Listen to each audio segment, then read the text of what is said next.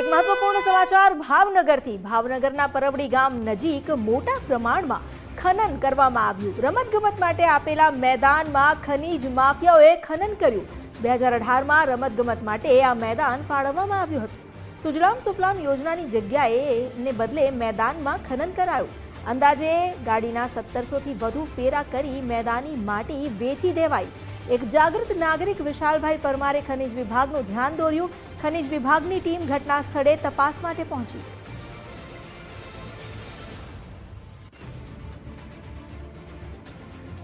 વધુ જાણકારી આપી રહ્યા છે સંવાદદાતા કૃણાલ બારડ। કૃણાલ, રમતગમતનું મેદાન હતું, પરંતુ ત્યાં ખનીજ માફિયાઓએ માટી ખોદીને પોતાના ખિસ્સા ભરી દીધા છે। હવે ખાણ ખનીજ વિભાગ તપાસ માટે પહોંચ્યું છે, શું અપડેટ? બિલકુલ અમિતા, સીધા દ્રશ્યો બતાડવાના પ્રયત્નો કરી રહ્યા છીએ। જોઈ શકાય છે કે પરવડી ગામનું અહીંયા આગળ ખાસ કરીને જે મેદાન હતું તે હવે મેદાન નથી રહ્યું, પરંતુ ખાડાનગર થઈ ગયું હોય તે પ્રકારના દ્રશ્યો છે તે અહીંયા સીધા જ બતાવી રહ્યા છીએ। જોઈ શકાય છે કે જે પ્રમાણે આ જે મેદાન છે તે બાળકોના રમતગમત માટે આપવામાં આવ્યું હતું અને તેને લઈને ચોક્કસથી કહી શકાય કે છેલ્લા 15 દિવસથી 1700થી વધારે જે ગાડીઓના ફેરાથી માટી છે તે માટીની ચોરી કરવામાં આવી છે અને તેમાં બારોબાર જે છે તે વેચી દેવામાં આવ્યું છે। તે પ્રકારની ઘટના જાગૃત નાગરિક વિશાલ પરમાર છે તેના દ્વારા ખાણ ખનીજને આપવામાં આવી હતી। હવે જે ખાણ ખનીજ વિભાગની જે ટીમ છે તે અત્યારે ઘટના સ્થળ પર પહોંચી છે। સીધા દ્રશ્યો બતાડવાના પ્રયત્નો કરી રહ્યા છીએ। જોઈ શકાય છે કે ખાણ ખનીજ વિભાગની જે ટીમ છે તે અહીંયા પહોંચી છે। વિશાલભાઈ છે આપણી સાથે, એમની સાથે સીધો સંવાદ કરશું। વિશાલભાઈ, શું કહેશો, આ કેટલા સમયથી અહીંયા ખનન કરવામાં આવતું હતું અને તમે કઈ પ્રકારે ધ્યાન દોર્યું, શું કહેશો? અમે અહીંયા છે ને અમારા ધારાસભ્ય પાસે મેદાન માંગવા ગયા હતા કે પરવડીને અમને મેદાન આપો, રમતગમતનું મેદાન, કારણ કે 2029માં જે કોમનવેલ્થ ગેમ આવવાની છે તો અમારા ગામમાંથી પણ અમુક છોકરાઓ ત્યાં સુધી પહોંચે એટલા માટે અમે પ્રયત્નશીલ હતા। તો અમે જ્યારે સ્થળ તપાસ કરી તો કલેક્ટર સાહેબે અમને હુકમ આપી દીધો હતો 2018 અને 2019માં કે તમને રમતગમતનું મેદાન 12.5 વીઘાની અંદર એટલે 2 હેક્ટર જેટલી જમીન અમને ફાળવી દીધેલી હતી। હવે અહીંયા પ્રશ્ન એવો નિર્માણ થયો છે કે જે લોકો ખનન કરી રહ્યા છે એ સુજલામ સુફલામ અભિયાન 2.0ના અંતર્ગત કરી રહ્યા છે અને તે લોકોને એવું માનવાનું છે કે મેદાન જે છે એ અમે મેદાનમાં નથી કરી રહ્યા, અમે તો રાતી તલાવડીની અંદર કરી રહ્યા છે। પણ અમે જ્યારે અહીંયા પહોંચ્યા ત્યારે ચતુરસીમા અને તમામે તમામ આજુબાજુની જેટલી પણ જમીન જોઈ તો એના મુજબ આ એન્ટ્રીમાં આ જે ખાડો છે એ જ રમતગમતનું મેદાન છે અને રમતગમતનું મેદાન તો મળ્યું, બરોબર। હવે રમતગમતનું મેદાન તમે કીધું કે ભાઈ બીજી જગ્યાએ છે, આ નથી, બરોબર। તો અહીંયા છાત્રાલય છે, તો એ છાત્રાલય ક્યાં છે? તો એ છાત્રાલયમાં તમે ખોદી નાખ્યું, કાં તમે રમતગમતના મેદાનમાં ખોદી નાખ્યું? બંનેમાંથી કોઈ એક જગ્યામાં તો તમે ખોદી નાખ્યું છે।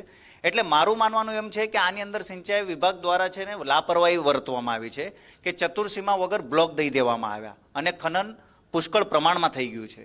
અને એ સિંચાઈ વિભાગ દ્વારા શરૂઆતમાં 2 ફોટો એના અપલોડ કરવા પડે કે ભૈયા કયા બ્લોક પર અમે ખોદી રહ્યા છે, એવા કોઈ બ્લોક નથી।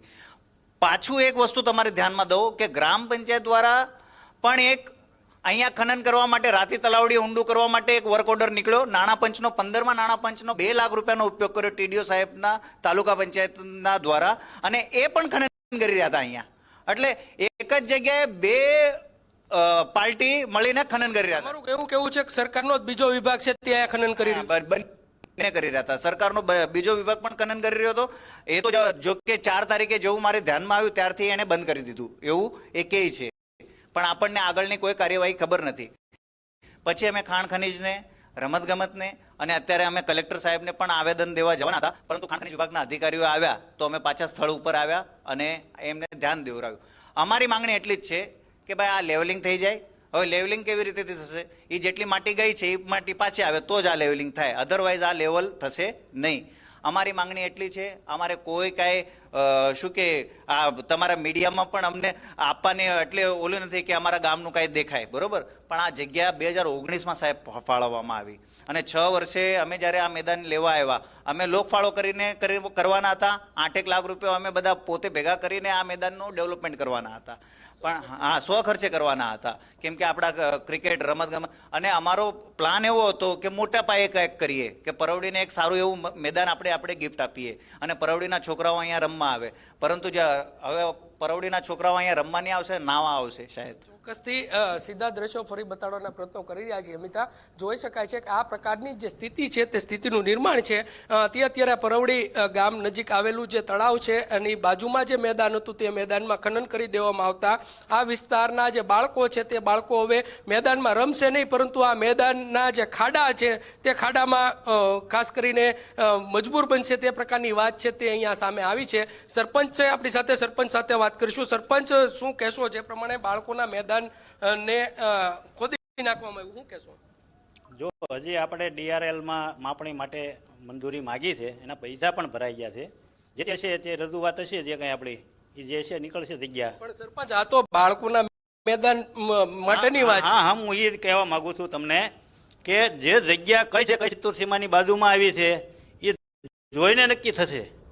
કારણ કે DRL-માં આપણે 828 આખો પૈકી નંબર છે, એમાંથી કયું આપણે ચતુર્સીમામાં આવે છે તે જોઈને નક્કી થશે. ચોક્કસથી સરપંચ પણ કહી શકાય કે ગોળ ગોળ જવાબો છે તે અત્યારે આપી રહ્યા છે, પરંતુ ક્યાંક ને ક્યાંક અમિતા કહી શકાય કે પરવડી ગામના જે બાળકોનું આ મેદાન છે તે મેદાન ખાડાનગર બની ચૂક્યું છે. જી જી, આભાર આપનો જાણકારી આપવા માટે.